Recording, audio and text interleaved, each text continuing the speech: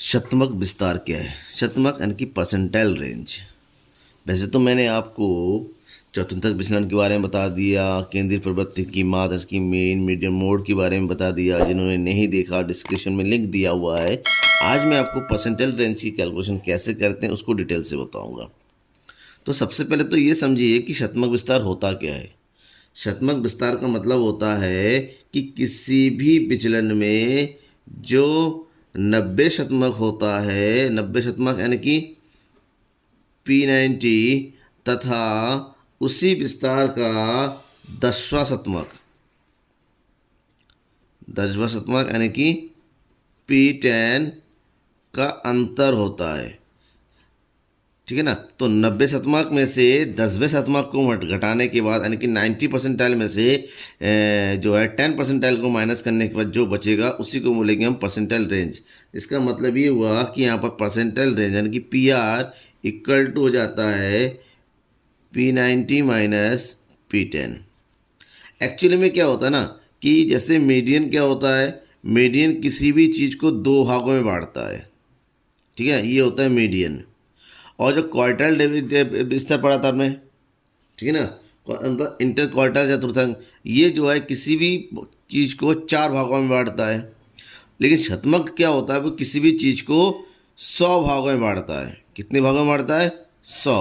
तो 100 भागों का 90 भाग और 100 भागों का 10 भाग आपको निकालना है और उनके बीच का डिफरेंस करना है। इसका मतलब यहाँ पर आपको सबसे पहली बात तो है P90 निकालना आना चाहिए, फिर आपको P10 निकालना आना चाहिए। ठीक है ना। परसेंटाइल 90 और परसेंटाइल 10, इन दोनों का कैलकुलेशन आना चाहिए। इन दोनों का कैलकुलेशन सेम उसी तरह का होता है जैसे आपने पहले Q3 का और Q1 का निकाला या फिर आपने M निकाला। तो फिलहाल आपको मैं फार्मूला बता देता हूँ कि यहाँ पर अगर आपके पास जो फार्मूला, जो नॉर्मल जो फार्मूला दिया होता है, ठीक है, कंटिन्यूस सीरीज दे रखा होता है, अगर सतत श्रेणी दिया हुआ हो तो उस केस में जो P10 का जो फार्मूला होता है वो सिंपल फार्मूला यूज़ करेंगे। तो P10 इक्वल टू होता है 10n अपॉन 100, क्योंकि 100 भागों में बांटा जाता है तो 100 से डिवाइड कर दे, minus C upon F multiply by I, और यहाँ पर L1 प्लस कर देते हैं। सेम उसी तरह फार्मूला हो जाता है P90 इक्वल टू हो जाएगा 90n अपॉन 100, यहाँ पर हो जाएगा L1 minus C upon F multiply by I। ठीक है, ये फार्मूला बन जाता है। तो यहाँ पर भी L1 जिस ग्रुप का TN निकलेगा और L1 जिस ग्रुप का N90 निकलेगा वो। अब इसको सॉल्व करेंगे। अब सॉल्व करने के लिए एग्जाम्पल चाहिए। चलिए एग्जाम्पल को सॉल्व करते हैं। अगर आपने अभी तक वीडियो को सब्सक्राइब नहीं किया है, चैनल को सब्सक्राइब नहीं किया है, चैनल को सब्सक्राइब जरूर कर दीजिए और लाइक कीजिए। अपने दोस्तों के बीच में ज़्यादा से ज़्यादा शेयर कीजिए ताकि उनको भी समझ में आ जाए। ठीक है। अब ये क्वेश्चन है, निम्न परीक्षा प्राप्तांकों के सेट के आधार पर अंतर चतुर्थक विचलन। ये तो मैंने ऑलरेडी आपको बता चुका हूँ तो ये नहीं बताऊँगा। ठीक है ना। वह प्रतिशत विस्तार की गणना, आपको हमारा प्रतिशत विस्तार निकालना, परसेंटाइल रेंज क्या होता है की गणना कीजिए। क्वेश्चन क्या है, यहाँ पर मार्क्स दे रखा 0 से 10 से लेकर 90 to 100 तक, उसका नंबर ऑफ स्टूडेंट यानी कि फ्रीक्वेंसी हो गया। तो सॉल्व करने के लिए हमें सबसे पहले क्या चाहिए होता है, CF। आप चाहे मीडियन निकाले, चाहे अंतर चतुर्थक विस्तार निकालिए, या फिर चतुर्थक विचलन निकालिए, या प्रतिशत विस्तार निकालिए, आपको CF चाहिए। C का मतलब क्या होता है, कम्युलेटिव फ्रीक्वेंसी। ठीक है। कम्युलेटिव फ्रीक्वेंसी कैसे निकाला जाता है, जो फ्रीक्वेंसी होता है उसको आपस में करस्पॉन्डिंग ऐड करते हुए चलते हैं। जैसे पहले कुछ है, पहले है 2, 2 के साथ 3 को ऐड कर देंगे 5, 5 के साथ 8 को ऐड कर देंगे, 8 5 13, 13 के साथ 15 ऐड कर देंगे, 13 और 15 हो जाएगा 28, 28 को 26 ऐड कर देंगे, ये हो जाएगा 54, 54 और 30 84, 84 और 6 90, 90 और 5 95, 95 और 4 99, 99 और 1 100। CF निकाल आया। अब CF निकालने के लिए, अब देखिए CF निकाल आया। अब सबसे पहले ध्यान में रखिएगा, ध्यान में आपको ये रखना है कि यहाँ पर परसेंटाइल रेंज का फार्मूला क्या होता है, P90 माइनस P10। इसका मतलब आपको यहाँ पर P10 निकालना पड़ेगा। ठीक है। तो P10 और P90 निकालना पड़ेगा। पहले एक एक करके निकालते हैं, पहले P10 निकालते हैं। ठीक है, तो P10 निकालने के लिए सबसे पहले देखना पड़ेगा P10 कौन से ग्रुप में आता है। तो यहाँ पर P10 इक्वल टू हो जाएगा 10n/100 और n क्या है यहाँ पर, n है number of student, total number. इसको टोटल करेंगे, इसका टोटल कितना होता है 100। ठीक है, क्योंकि ये 100 आया तो इसका टोटल भी 100 ही आएगा। इसका मतलब ये हो गया 10 मल्टीप्लाई बाई 100/100। 100 से 100 कर दिया, यानी कि 10वां पद। मतलब क्या हुआ, यहाँ पर P10 जो होता है, P10 CF के 10वें आकार, 10वें आकार मतलब देखिए यहाँ पर 5 था, यहाँ पर 13 है, इसका मतलब इस ग्रुप में है। ठीक है ना, आकार अर्थात 20/30 समूहों में स्थित है। ठीक है, और आपको पता है कि जब P10 आ गया, इसका आकार हमें पता चल गया, तो हमें P10 निकालने के लिए फॉर्मूला यूज़ करना ये। इसके लिए हमें L1 चाहिए, C चाहिए, F चाहिए, I चाहिए। तो हम सब कुछ जो है इसी ग्रुप से निकालेंगे। अब सबसे पहले हमें क्या चाहिए होता है, L1। L1 मतलब इसी ग्रुप का जो लोएस्ट टर्म होता है, लोएस्ट आकार होता है ना, कितना है 20। तो L1 बराबर हो जाएगा 20।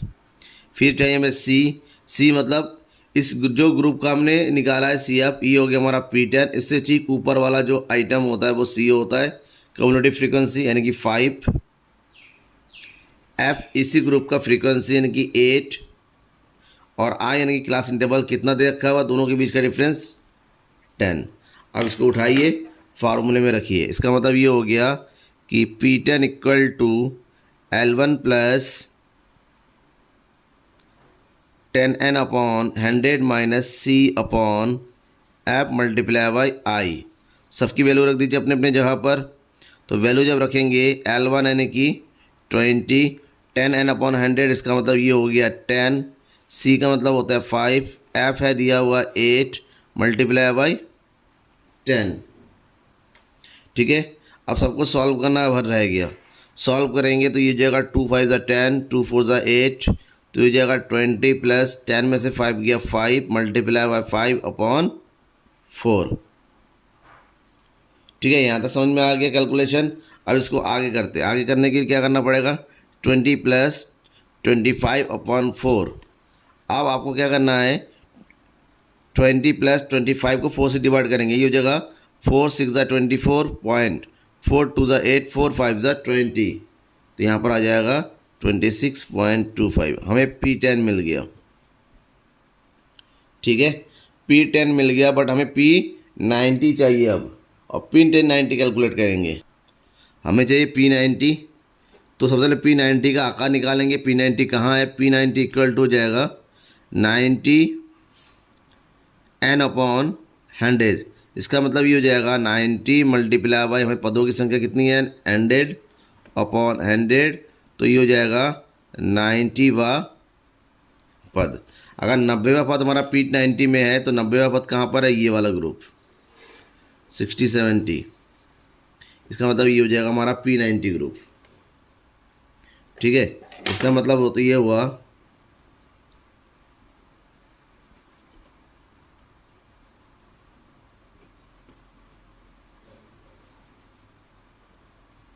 समूह में है जहाँ। अब P90 का फार्मूला क्या होता है, P90 का फार्मूला होता है हमारा कि P90 equal to 90n/100 sorry L1 प्लस minus C/F multiply by I। तो ऐसे में यहाँ पर L1 क्या हो जाएगा इस ग्रुप का, इस ग्रुप का L1 देखिए कितना है 60।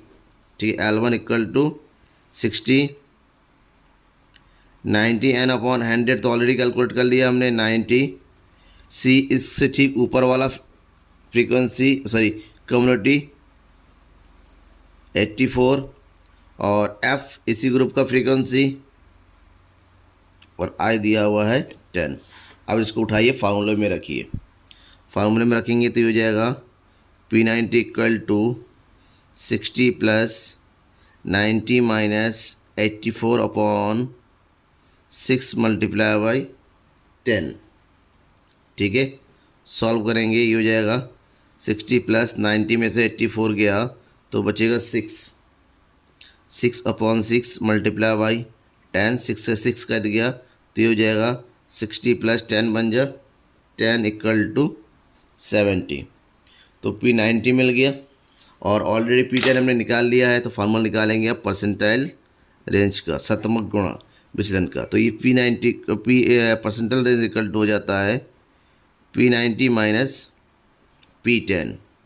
P90 हमने कैलकुलेट कर लिया 70 और P10 ऑलरेडी हमने कैलकुलेट कर रखा था कितना 26 अपॉन 25। ये हो जाएगा माइनस 26.25 माइनस कर दीजिए तो ये हो जाएगा 43.75। ये हमारा क्या हो जाएगा आंसर। ठीक है, कैलकुलेशन इजी था बट थोड़ा सा लंबा था। ध्यान में ये रखना है आपको, कैलकुलेशन पे ध्यान देना है, कहीं पर कोई मिस्टेक नहीं करना है। कोई भी डाउट होता है तो मुझसे पूछना है कमेंट बॉक्स में कमेंट करके, मैं ज़रूर सॉल्व करके बताऊंगा। Thank you everyone.